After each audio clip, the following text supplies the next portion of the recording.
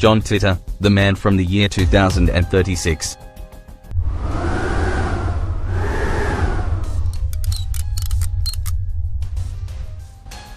John Titor first communication with us was in January of 2001. This is the post. Greetings. I am a time traveler from the year 2036. I am on my way home after getting an IBM 5100 computer system from the year 1975. My time machine is a stationary mass, temporal displacement unit manufactured by General Electric. The unit is powered by two top-spin, dual positive singularities that produce a standard, offset type or a sinusoid. I will be happy to post pictures of the unit. John did post pictures of his time machine.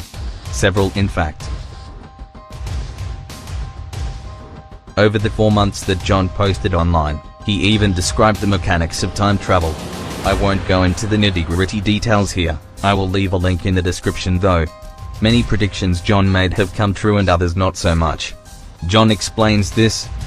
As the time machine travels backwards through time, the divergence between world lanes increases. If you imagine this process as a cone, you can see that, the farther away you are from your point of origin, or prime world line, the greater the divergence becomes. This divergence confidence was calculated to be about 1 to 2%, and newer versions of the time machine were being perfected in the future to make this more accurate. Here are some questions and answers. What are your memories of 2036? I remember 2036 very clearly. It is difficult to describe 2036 in detail without spending a great deal of time explaining why things are so different. In 2036, I live in Central Florida with my family and I'm currently stationed at an army base in Tampa. A world war in 2015 killed nearly 3 billion people. The people that survived grew closer together. Life is centered on the family and then the community. I cannot imagine living even a few hundred miles away from my parents. There is no large industrial complex creating masses of useless food and recreational items. Food and livestock is grown and sold locally. People spend much more time reading and talking together face to face. Religion is taken seriously and everyone can multiply and divide in their heads. How is our world line different from this one? For starters, the fact that I'm here makes it different. I've also noticed little things like news events that happen at different times, football games won by other teams, things like that. I would guess the temporal divergence between this world line and my original is about 1 or 2%. Of course, the longer I am here, the larger that divergence becomes from my point of view. Titor came seemingly out of nowhere with a message about the direction our culture was headed and the consequences that would follow if nobody cared, and indeed he was correct about the major directions things would go. While details have not been 100% correct, that is what multiverse theory predicts across slightly divergent world lanes as Titor illustrated by books not written and sporting events ending differently. But major things are less likely to be changed, so they are the best indicators of Titor's authenticity. Sure, it could be just an amazing coincidence that Orwell's dystopia came late, but reason and logic in the light of the internal consistency of Titor's worldview cannot falsify his story. On the contrary, the test of time so far supports it. There have been many attempts to discredit Titor's story, by impersonating him and claiming to know his mother and even fabricating additional documents to conflate his original story with falsehood. Self-styled debunkers seize on any discrepancy, typically ignoring or never understanding the implications of multiverse theory, and spout some of the wildest conclusions as if they have proven something with utter certainty. Their denial of any rational scientific view of accepting reality, whatever the evidence indicates it to be, invalidates whatever agenda it is they are driven by.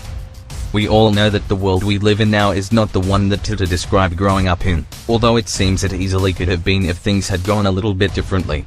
That is consistent with divergence between world lanes created by the forewarning we received.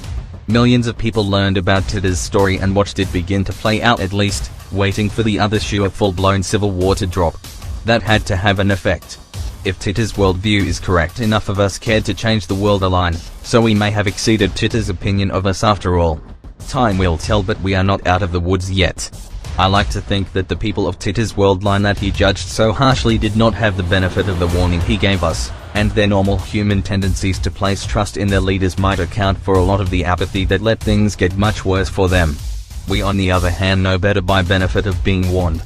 Only the stupidly warlike and apathetic type of Americans Titor so despised when he first got here could still cause Titor's prediction of global nuclear war to come true, and while there are still plenty of them, they are still in the minority, and most of us seek something greater and more noble for our country than tax cuts for the rich. You should still pay attention to whatever new evidence arises and keep your mind open to it, but don't be swayed by the arguments of lighter-weight right-wing loudmouths who will claim the story a hoax because they are speaking from superficiality and ignorance, and they would be among the Americans that Titor detested for their complacency, apathy, and willingness to accept the status quo. There are still many of them, and they would drag us down with them if they could.